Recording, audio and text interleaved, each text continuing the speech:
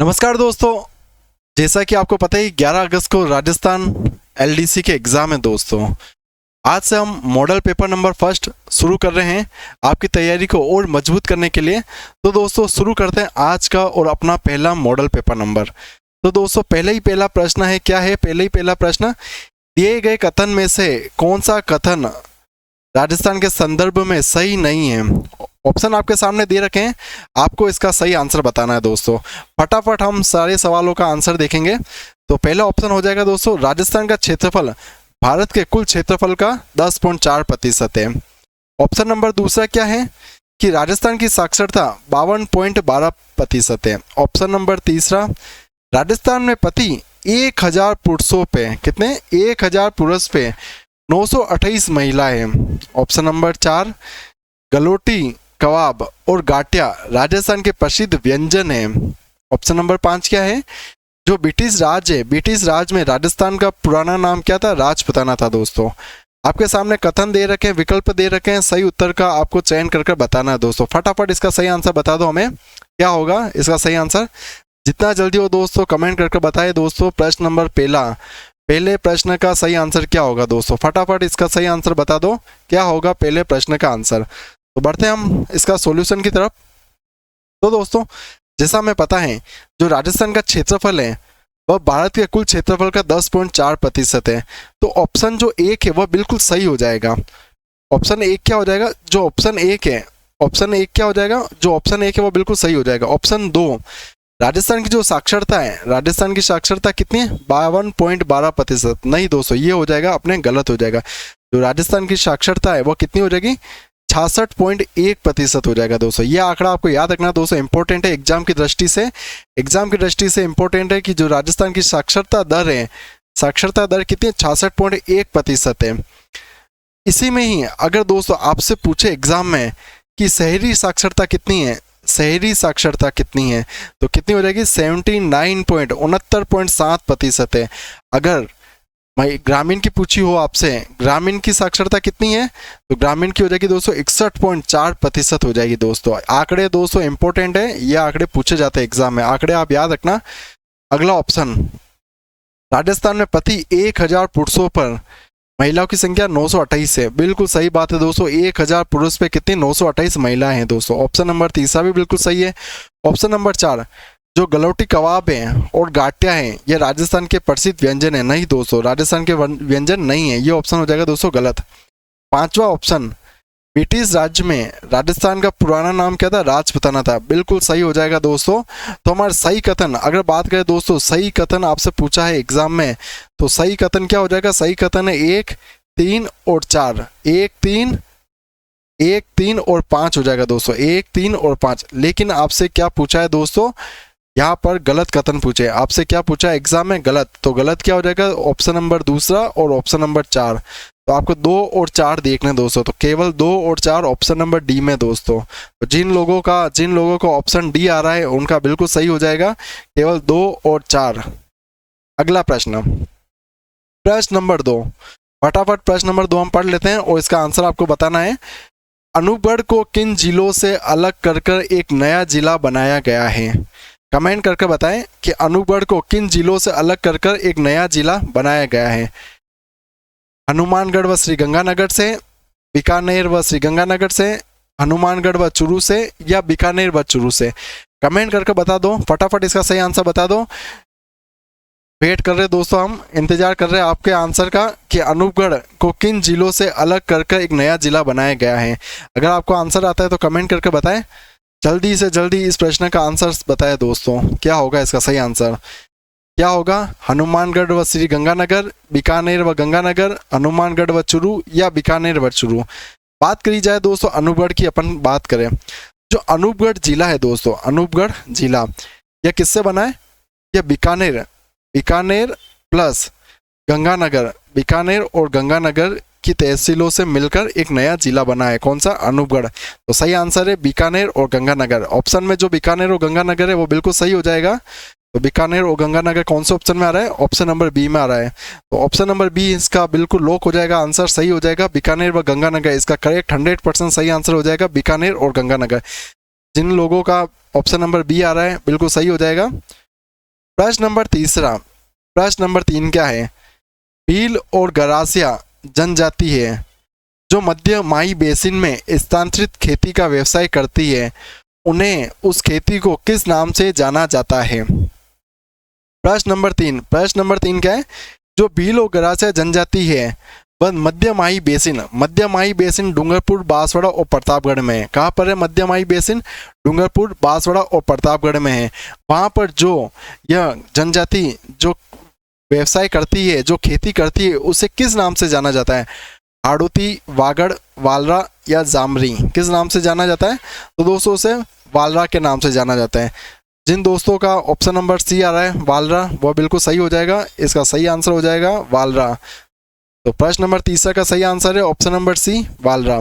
अगला प्रश्न, प्रश्न नंबर 4। आज का प्रश्न नंबर 4 क्या है? निम्नलिखित में से किस शहर में इंद्रप्रस्थ औद्योगिकी क्षेत्र स्थित है? दोस्तों बहुत बहुत इंपॉर्टेंट प्रश्न है, स्टार लगा दो। एग्जाम में काफी बार पूछा गया, एलडीसी में भी पूछा गया सवाल है दोस्तों। इंद्रप्रस्थ औद्योगिकी क्षेत्र स्थित है जयपुर में, जोधपुर में, अजमेर में, कोटा में। कमेंट करके बताएं सही आंसर क्या होगा। कमेंट करके बता दो जल्दी से इसका सही आंसर क्या होगा। इसका सही आंसर, तो सही आंसर होगा दोस्तों इसका कोटा होगा। क्या होगा इसका सही आंसर? कोटा होगा। जिनका कोटा आंसर आ रहा है ऑप्शन नंबर डी आ रहा है, उनका बिल्कुल सही होगा। प्रश्न नंबर 4 का ऑप्शन नंबर डी 100% लॉक कर दो, इसको सही आंसर आ रहा है। अगला प्रश्न, प्रश्न नंबर 5। मिशन नियंत्रक बनो राजस्थान के किस वर्ष प्रारंभ किया गया है? जो मिशन नियंत्रक बनो राजस्थान में किस वर्ष आरंभ किया गया है? 2020 में, 2021 में, 2022 में या 2023 में? कमेंट करके बता दो फटाफट, सही आंसर बता दो कि मिशन नियंत्रक बनो कब प्रारंभ किया गया है। तो कब प्रारंभ किया गया है कमेंट करके बताओ दोस्तों। तो यह प्रारंभ किया गया है ऑप्शन नंबर बी जुलाई 2021 में किया गया है दोस्तों। कब किया गया है? जुलाई 2021 में, 28 जुलाई 2021 में यह आरंभ किया गया है। डेट भी आप याद रखना 28 जुलाई 2021। जिनका ऑप्शन नंबर बी है इसका सही आंसर हो जाएगा ऑप्शन नंबर बी। प्रश्न नंबर 6, प्रश्न नंबर 6 क्या है? प्रश्न नंबर 6 हमारा, जो गोट मांगलोद जो जिप्सम भंडार एवं खादानों के लिए प्रसिद्ध है किस जिले में स्थित है? काफी बार एग्जाम में पूछा जाता है कि जिप्सम भंडार के लिए कौन सा क्षेत्र प्रसिद्ध है? तो कौन सा क्षेत्र प्रसिद्ध होगा? नागौर होगा। कौन सा होगा? नागौर होगा। अगर ऑप्शन में नागौर आ रहा है तो बिल्कुल सही हो जाएगा दोस्तों, ऑप्शन में नागौर इसका सही आंसर हो जाएगा। बाकी आप बताएं दोस्तों कमेंट कर आपको अगर इसका प्रश्न का आंसर पता हो तो कमेंट करके बताएं कि गोट मांगलोर जो जिप्सम भंडार खादानों के लिए प्रसिद्ध है वह किस जिले में स्थित है? तो इसका सही आंसर हो जाएगा ऑप्शन नंबर ए नागौर। प्रश्न नंबर 6 की तरफ हम बढ़ते हैं। प्रश्न नंबर 6, प्रश्न नंबर 6 क्या है हमारा?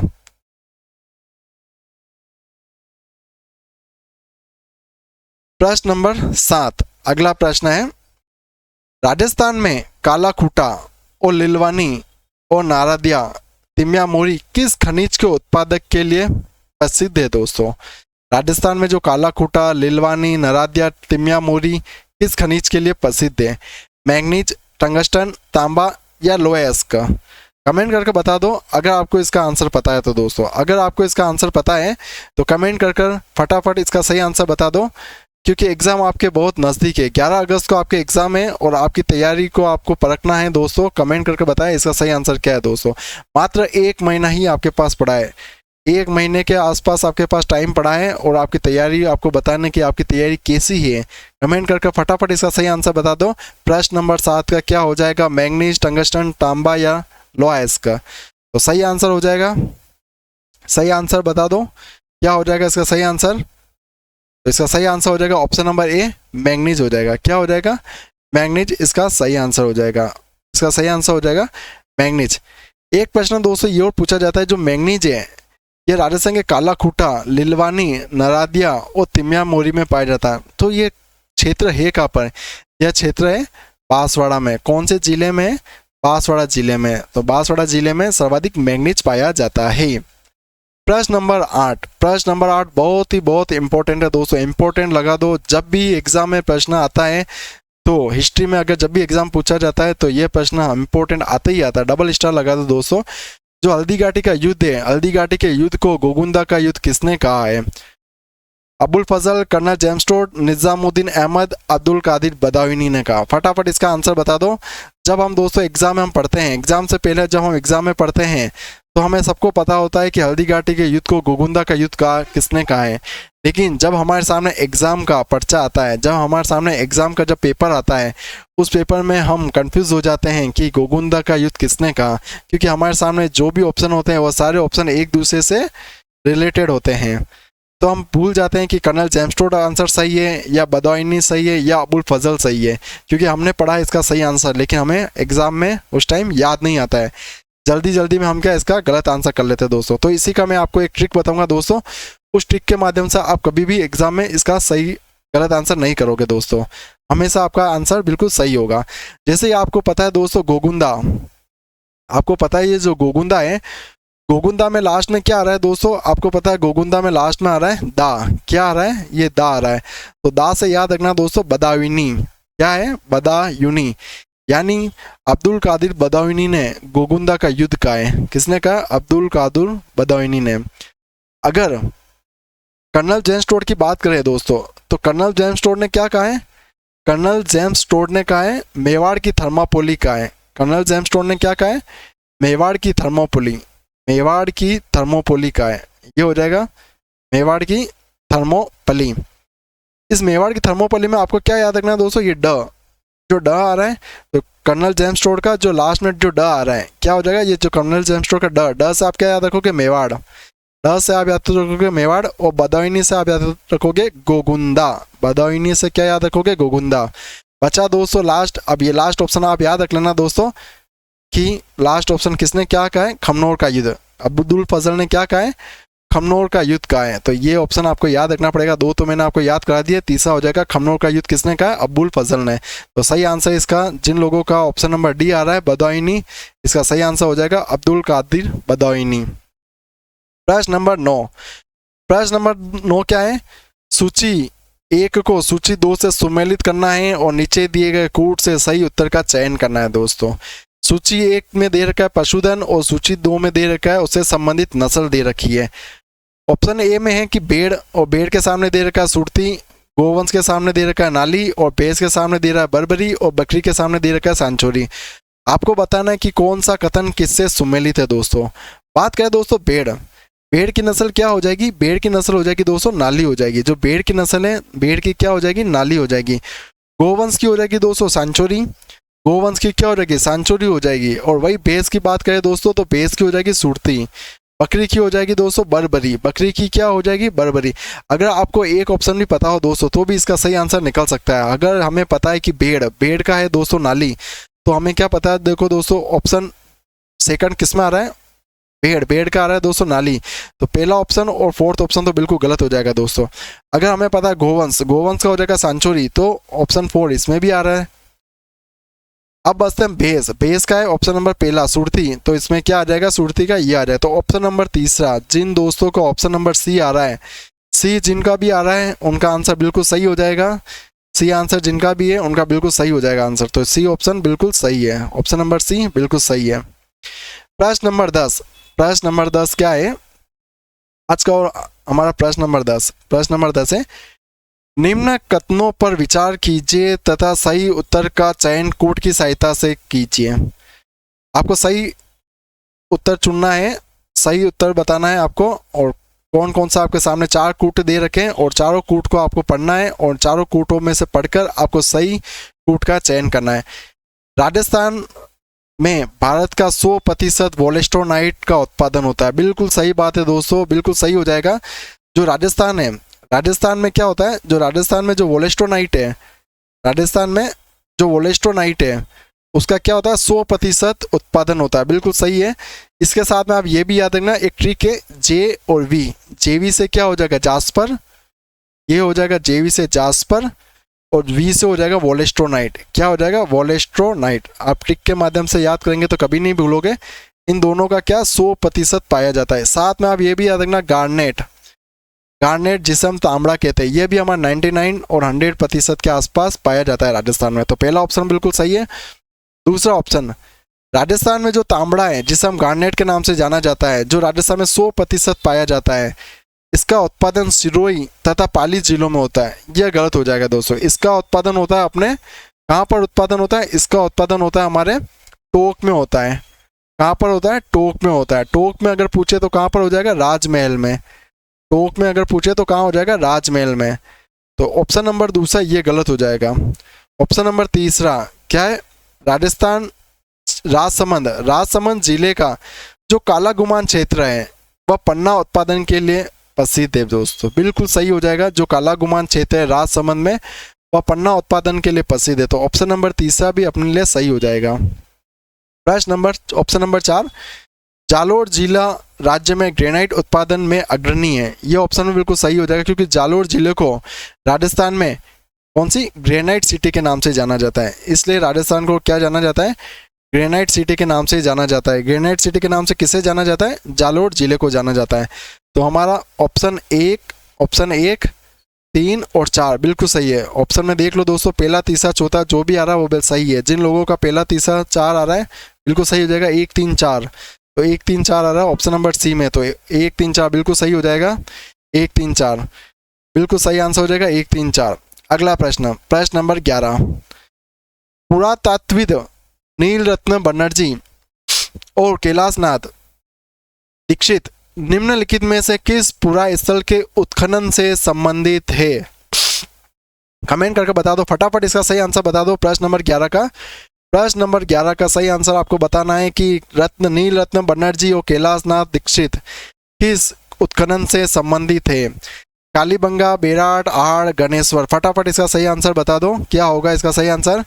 कालीबंगा, बेराट, आहड़, गणेश्वर। क्या होगा सही आंसर प्रश्न नंबर 11 का?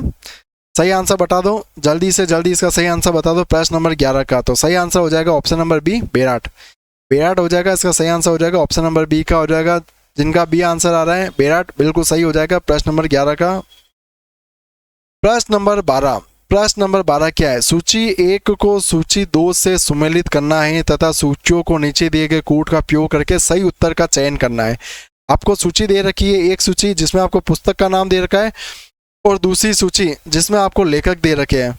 आपको सूची को मैच करना है और सही आंसर बताना है। कमेंट कर जल्दी से जल्दी इसका सही आंसर बता दो। पहला प्रश्न क्या हो जाएगा? ऑप्शन जो हमीरायान ने किसने लिखा? रणमल चंद, अचलदास खिचड़ी वाचनिका और राव जयसिरा चंद। सूची 2 में दे रखे हैं लेखक। क्या करना है दोस्तों? जल्दी से जल्दी मैच करके बता दो इसका सही आंसर क्या होगा। फटाफट बता दो, 2 मिनट है आपके पास। बढ़ते हैं दोस्तों, इस सही का आंसर, सही आंसर हो जाएगा दोस्तों हमीरायन है। जो हमीरायन है इसका हो जाएगा ऑप्शन नंबर तीसरा, जो पद्मनाथ है, पद्मनाथ लेखक है दोस्तों। जो रणमल छंद है दोस्तों, कौन सा हो जाएगा दोस्तों? जो रणमल छंद है इसका हो जाएगा दोस्तों श्रीधर व्यास हो जाएगा। तो क्या हो जाएगा? श्रीधर व्यास हो जाएगा। अचलदास खिची, जो अचलदास खिची है दोस्तों, अचलदास खिची ने क्या लिखा है? चारण श्रीदास। और राव जयसिरा चंद हो जाएगा दोस्तों, कौन सा हो जाएगा? बिट्टू सूजा इसका हो जाएगा। तो पहला ऑप्शन का हो जाएगा पद्मनाथ। जो हमीरायन है उसका क्या हो जाएगा दोस्तों? ए ऑप्शन हो जाएगा। दूसरा हो जाएगा जो रणमल चंद है, रणमल चंद क्या हो जाएगा? ऑप्शन नंबर बी, फोर्थ हो जाएगा। रणमल चंद का हो जाएगा, फोर्थ हो जाएगा। तो करते हैं इसका सही आंसर दोस्तों। जैसे हमें पता है हमीरायन कौन सा? पद्मनाथ होगा, तो ऑप्शन नंबर तीसरा बिल्कुल सही हो जाएगा। फिर फोर्थ हो जाएगा, तो इसका सही आंसर हो जाएगा ऑप्शन है। जिन्हें एक का भी आंसर पता है तो इसका बिल्कुल सही आंसर निकल जाएगा। तो पहला ऑप्शन इसका सही आ जाएगा। हमीरायन ने लिखा है क्या? पद्मनाथ। रणमल चंद ने क्या लिखा है? रणमल चंद ने लिखा श्रीधर व्यास। अचलदास जी ने लिखा है, क्या लिखा है अचलदास जी ने? चारण शिवदास। और राव जयसिरा चंद लिखा बिट्टू सूजा ने। प्रश्न नंबर 13 क्या है? जो गमधर का जैव विविधता पार्क है राज्य के किस जिले में स्थित है? फटाफट आंसर बता दो। चूरू, करौली, सीकर, उदयपुर। जितना फास्ट हो जल्दी से जल्दी आंसर बता दो कि आपकी तैयारी कैसी है दोस्तों। कमेंट करके बताओ आपकी तैयारी किस प्रकार है, आपको इस प्रश्न का आंसर आता है नहीं आता है। कमेंट करके बताओ कि गमधर का जो जैव विविधता पार्क है किस राज्य में स्थित है? चूरू में, करौली, सीकर, उदयपुर में। कौन से में हो जाएगा? उदयपुर में हो जाएगा। कहाँ पर हो जाएगा? उदयपुर में हो जाएगा। अगला प्रश्न नंबर 14 क्या है? जो केवलादेव राष्ट्रीय उद्यान है कहाँ पर है? भरतपुर में। इसे किस वर्ष में यूनेस्को ने विश्व प्राकृतिक धरोहर घोषित किया गया है? केवलादेव राष्ट्रीय उद्यान जो भरतपुर में, इसे यूनेस्को ने किस वर्ष प्राकृतिक धरोहर घोषित किया गया है? 1980 में, 81 में, 82 में, 85 में? अगर आपको आंसर पता है तो कमेंट करके बताएं। बाकी बताते हैं दोस्तों, इस प्रश्न से संबंधित मैं आपको एक दो फैक्ट बता लेता हूं जो एग्जाम की दृष्टि से काफी इंपॉर्टेंट है दोस्तों। केवलादेव राष्ट्रीय उद्यान यह सबसे छोटा राष्ट्रीय उद्यान है। कौन सा उद्यान है? सबसे छोटा राष्ट्रीय उद्यान है। सबसे छोटा राष्ट्रीय उद्यान है। कितना? 28 किलोमीटर है। ये याद रखना दोस्तों, 28 किलोमीटर। वही बात करें दोस्तों सबसे बड़ा राष्ट्रीय उद्यान, आपको कमेंट कर बताना है कि सबसे बड़ा राष्ट्रीय उद्यान कौन सा है। सबसे बड़ा राष्ट्रीय उद्यान कौन सा है? राष्ट्रीय उद्यान कौन सा है जिसकी कितने वर्ग किलोमीटर है? जो 83 किलो वर्ग मीटर में फैला हुआ है। सबसे बड़ा राष्ट्रीय उद्यान आपको बताना है कमेंट करके। कमेंट करके आपको बताना है जो सबसे बड़ा राष्ट्रीय उद्यान कौन सा है, जो 283 वर्ग किलोमीटर है। जो केवलादेव राष्ट्रीय उद्यान है, इसका नाम किनके नाम पे पड़ा है? इनका नाम भगवान शिव का मंदिर होने के कारण इनका नाम केवलादेव पड़ा दोस्तों। भगवान शिव का मंदिर होने के कारण इसका नाम केवलादेव राष्ट्रीय उद्यान पड़ा दोस्तों। जो केवलादेव राष्ट्रीय उद्यान है दोस्तों, यह सबसे बड़ा पक्षी अभ्यारण्य है। सबसे बड़ा पक्षी अभ्यारण्य है। इसलिए इसे पक्षी का शरण स्थल भी कहा जाता है, पक्षियों का स्वर्ण स्थल भी कहा जाता है। अब इसका सही आंसर हो जाएगा जो केवलादेव राष्ट्रीय उद्यान है, इसे 1981 में यूनेस्को ने विश्व प्राकृतिक धरोहर में सम्मिलित किया गया है। तो 1981 इसका सही आंसर हो जाएगा, 1981। जिनका ऑप्शन नंबर बी 1981 आ रहा है, बिल्कुल सही आंसर हो जाएगा 1981। अगला प्रश्न, प्रश्न नंबर 15 क्या है? जो प्रश्न नंबर 15, अलाउद्दीन खिलजी का सेनापति जो रणथंबोर के किले की घेराबंदी के समय मारा गया दोस्तों। अलाउद्दीन खिलजी के दोस्तों दो सेनापति थे। कितने सेनापति थे? दो सेनापति थे। एक तो नुसरत खां था दोस्तों, एक तो नुसरत खां था, एक उल्गू खां था। कौन सा था? उल्गू खां था। एक नुसरत खां था और एक उल्गू खां था दोस्तों। कौन सा था? एक नुसरत खां था और एक उल्गू खां था। जब ये अलाउद्दीन खिलजी के सेनापति रणथंबोर किले पर घेराबंदी इन्होंने की थी, तो रणथंबोर किले की घेराबंदी के समय किस पर? नुसरत खां। जो नुसरत खां है उस पर सिर पर आकर एक पत्थर गिर गया था दोस्तों, और सिर पर एक पत्थर आकर गिरने से इसकी क्या हो गई थी? मृत्यु हो गई थी दोस्तों। तो क्या हो गई? सुल्तान अलाउद्दीन खिलजी का एक सेनापति कौन? जो नुसरत खां। रणथंबोर पे इन्होंने घेराबंदी की थी, उसी घेराबंदी के समय नुसरत खां की मृत्यु हो गई थी। कैसे हुई थी? सर पर एक पत्थर आ गिरने से। ऑप्शन प्रश्न नंबर 15 का ऑप्शन नंबर सी नुसरत खां बिल्कुल सही आंसर है। प्रश्न नंबर 16, प्रश्न नंबर 16 क्या है? निम्नलिखित में से कौन सी चित्र शैली गीत गोविंद पर आधारित चित्रों के लिए जानी जाती है?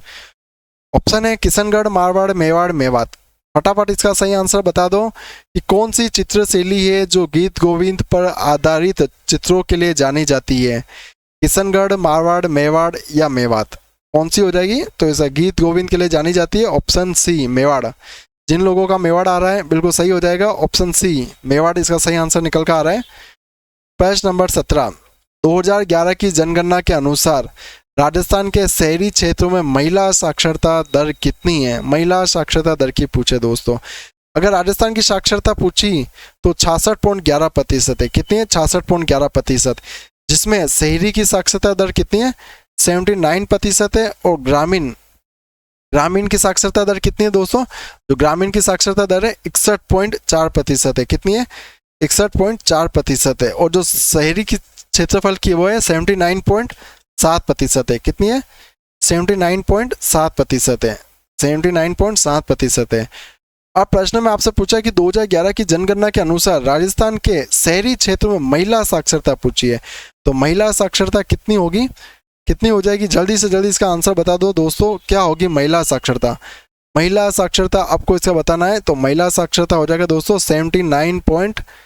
कितना हो जाएगा? 70.73% हो जाएगा दोस्तों, क्योंकि 79 तो शहरी क्षेत्र है, तो 70.73 इसका सही आंसर आ जाएगा। आंकड़े आपको याद रखने इनके, ये आंकड़े एग्जाम में पूछे जाते हैं। आंकड़े ऐसे आपको हूबहू याद रखना दोस्तों कि जो राजस्थान की जो शहरी साक्षरता है, राजस्थान की कुल साक्षरता 66.11% है। शहरी की हो जाएगी 69.7 और ग्रामीण की हो जाएगी 61%। भैया अगर महिला की पूछी होती तो 70% हो जाएगी दोस्तों। महिला की कितनी हो जाएगी? 70% हो जाएगी। प्रश्न नंबर 18, प्रसिद्ध चित्रकार साहिबादीन चित्रकला की किस शैली से संबंधित है? मेवाड़ से, मारवाड़ से, ढूंढाड़ से, अलवट से? फटाफट इसका सही आंसर बता दो कि प्रश्न नंबर 18 का कौन सा चित्रकार जिसका नाम है साहिबादीन, वह किस चित्रकला शैली से संबंधित है? मेवाड़ से, मारवाड़ से, धुंधाड़ से या अलवट से? तो किससे हो जाएगा? ऑप्शन है जिसका मेवाड़ आंसर आ रहा है वह बिल्कुल सही हो जाएगा, मेवाड़ इसका बिल्कुल करेक्ट आंसर हो जाएगा। 19 प्रश्न 19 का है, किसके शासनकाल में जो किशनगढ़ शैली है उसको स्वतंत्र स्वरूप प्राप्त हुआ था? किशनगढ़ शैली कब स्वतंत्र स्वरूप आई थी? किशनगढ़ शैली कब स्वतंत्र स्वरूप में आई थी? राजा सामंत सिंह के समय, किशन सिंह के समय, जगमाल के समय या रूप सिंह के समय? इसके समय आ जाएगा दोस्तों, तो सही आंसर हो जाएगा हमारे सामंत सिंह। सामंत सिंह इसका सही आंसर निकल कर आ रहा है। और जिन लोगों का बी ऑप्शन आ रहा है, बी ऑप्शन बिल्कुल गलत हो जाएगा, ऑप्शन ए इसका बिल्कुल सही है, सामंत सिंह। 19 प्रश्न नंबर 20, निम्नलिखित में से कौन सी जनजाति राजस्थान में नहीं पाई जाती है? कौन सी जनजाति राजस्थान में नहीं पाई जाती है दोस्तों? भील, मीना, गारो, सेरिया। जो भील जनजाति है दोस्तों ये पाई जाती है हमारे जयपुर में। कहाँ पर पाई जाती है दोस्तों? जयपुर में। सॉरी दोस्तों, जो भील जनजाति है वह हमारे पाई जाती है उदयपुर में। कहाँ पाई जाती है? उदयपुर, डूंगरपुर, प्रतापगढ़ और बांसवाड़ा में। भाई मीना जनजाति पूछे तो मीना जनजाति पाई जाती है जयपुर में पाई जाती है। कहाँ पाई जाती है? जयपुर में। और सेरिया जनजाति पाई जाती है, कहाँ पाई जाती है सेरिया जनजाति? यह पाई जाती है बारां में। कहाँ पाई जाती है? बारां में। ये जो गारो जनजाति है यह राजस्थान में नहीं पाई जाती है, तो ऑप्शन सी इसका सही आंसर हो जाएगा। बाकी भील जनजाति उदयपुर में, डूंगरपुर, प्रतापगढ़ और बांसवाड़ा में पाई जाती है। किस प्रश्न क्या है? 21 प्रश्न है, 1857 के विद्रोह के समय जो ठाकुर कुशाल सिंह है, ठाकुर कुशाल सिंह ने किस जगह विद्रोह का नेतृत्व किया था दोस्तों? ठाकुर कुशाल सिंह ने किस जगह का विद्रोह का नेतृत्व किया था? नसीराबाद, कोटा, एरणापुरा, औवा। फटाफट इसका सही आंसर बता दो, कमेंट करके इसका सही आंसर आपको बताना है। प्रश्न नंबर 21, 1857 के विद्रोह के समय जो कुशाल सिंह है किस जगह का विद्रोह का नेतृत्व की कमान संभाली थी दोस्तों? तो कहाँ की हो जाएगी? औवा का हो जाएगा। औवा जिसका आंसर आ रहा है ऑप्शन नंबर डी। जिन लोगों का ऑप्शन डी आ रहा है बिल्कुल सही है, ऑप्शन नंबर डी औवा। प्रश्न नंबर 22, प्रश्न नंबर 22 क्या है? चांदी के आभूषण की तरकासी के लिए राजस्थान का कौन सा स्थान प्रसिद्ध है? चांदी के आभूषण के लिए कौन सा स्थान प्रसिद्ध है राजस्थान का? जालोर, प्रतापगढ़, नाथद्वारा या खंडेला? तो कौन सा हो जाएगा? कौन सा हो जाएगा? जल्दी से सही आंसर बता दो। प्रश्न नंबर 22 इसका सही आंसर हो जाएगा नाथद्वारा हो जाएगा। क्या हो जाएगा? नाथद्वारा हो जाएगा। 22 इसका सही आंसर है। प्रश्न नंबर 23, अगला प्रश्न है प्रश्न नंबर 23, जो द्वारका है, द्वारका योजना का मुख्य उद्देश्य क्या है? शहरी महिलाओं के विकास की योजना, ग्रामीण महिलाओं के विकास की योजना या शहरी एवं ग्रामीण महिलाओं के विकास की योजना या ग्रामीण व महिला के बच्चों के विकास की योजना? तो क्या हो जाएगा इसका सही आंसर? फटाफट सही आंसर बताएं, सही आंसर बता दो जल्दी से जल्दी, कमेंट में लिखकर बता दो सही आंसर क्या होगा। प्रश्न नंबर 23 का कमेंट में लिखकर बता दो सही आंसर क्या होगा। तो सही आंसर हो जाएगा ग्रामीण महिला व बच्चों के विकास की योजना होगी दोस्तों। क्या होगी? ग्रामीण महिला व बच्चों के विकास की योजना। प्रश्न नंबर 24, प्रश्न नंबर 24 क्या है? आस्था योजना का संबंध है विशेष योग्यजन से, अनुसूचित जातियों के विद्यार्थियों से, जनजातीय क्षेत्र की महिलाओं से या झुग्गियों के निवासियों से? इनके लिए हो जाएगा, ये हो जाएगा ऑप्शन ए, विशेष योग्यजन से हो जाएगा, विशेष योग्यजन से। तो ऑप्शन ए बिल्कुल सही हो जाएगा, ऑप्शन ए इसका सही आंसर हो जाएगा। कमेंट करके भी आंसर बता दो, इसका लिख कर बताओ दोस्तों कौन सा इसका सही आंसर होगा। प्रश्न नंबर 25 आज का और लास्ट प्रश्न है और इम्पोर्टेंट प्रश्न है, एग्जाम में काफी बार पूछा गया। डबल नोट लगा दो, स्टार लगा दो। जो संत मावजी है किस संप्रदाय के प्रवर्तक थे दोस्तों? संत मावजी निरंजनी संप्रदाय, रामानुज संप्रदाय, राम स्नेह संप्रदाय, निष्कलंकी संप्रदाय? कौन सी संप्रदाय के प्रवर्तक थे दोस्तों संत मावजी? कमेंट करके बता दो दोस्तों। एग्जाम में इससे आपको एक दो फैक्ट बता दो, इंपॉर्टेंट फैक्ट बता रहा हूँ दोस्तों, इंपॉर्टेंट है, एग्जाम में काफी बार पूछा गया है। जो संत मावजी है दोस्तों, संत मावजी का जन्म कहाँ पर हुआ था? इनका जन्म हुआ था डूंगरपुर में होता। डूंगरपुर में कहाँ पर हुआ था? सांबला गांव में। डूंगरपुर के सांबला गांव में इनका जन्म हुआ था। इन्होंने, इनकी जो पीठ है वह भी कहाँ पर है? पीठ भी इनकी डूंगरपुर में। जो संत मावजी को जो ज्ञान की प्राप्ति हुई है, जो ज्ञान की प्राप्ति हुई है, ज्ञान कहाँ पर मिला इनको? बेनेश्वर में। ज्ञान कहाँ पर मिला? बेनेश्वर में। और बेनेश्वर कहाँ पर है? जहाँ सोम माई जाखम नदी, सोम माई जाखम नदी का जो त्रिवेणी संगम बनता है वही बेनेश्वर स्थान है। जो संत मावजी, एक प्रश्न पूछा कि जो संत मावजी है इन्हें महामनोहर के नाम से भी जाना जाता है। महामनोहर के नाम से जाना जाता है किन्हें? संत मावजी को। संत मावजी को किनसे महामनोहर के नाम से जाना जाता है। एक प्रश्न और इम्पोर्टेंट पूछा गया दोस्तों, जो संत मावजी है इनकी जो वाणी है, इनकी वाणी को चोपड़ा नामक ग्रंथ में संग्रहित किया गया है। कौन से? चोपड़ा नामक ग्रंथ में संग्रहित किया गया और इनके द्वारा कौन सा संप्रदाय चलाया गया है? निष्कलंकी संप्रदाय इनके द्वारा चलाया गया। तो ऑप्शन नंबर डी इसका सही आंसर हो जाएगा। ऑप्शन नंबर डी इसका बिल्कुल सही आंसर हो जाएगा दोस्तों। कमेंट करके फटाफट बता दो आपको आज का मॉडल पेपर कैसा लगा दोस्तों। अच्छा लगा तो कमेंट करके बताया दोस्तों। हम कल भी मॉडल पेपर 2 लेकर आएंगे जब तक आपके एग्जाम नहीं हो जाएंगे दोस्तों। इसी प्रकार हम राजस्थान जीके के साथ हिंदी का और साइंस का भी मॉडल पेपर तैयार कर चुके हैं दोस्तों, और वो भी बहुत जल्दी से जल्दी शुरू कर लेंगे। कमेंट करके बताएं कि आज की क्लास कैसी लगी। जय हिंद दोस्तों।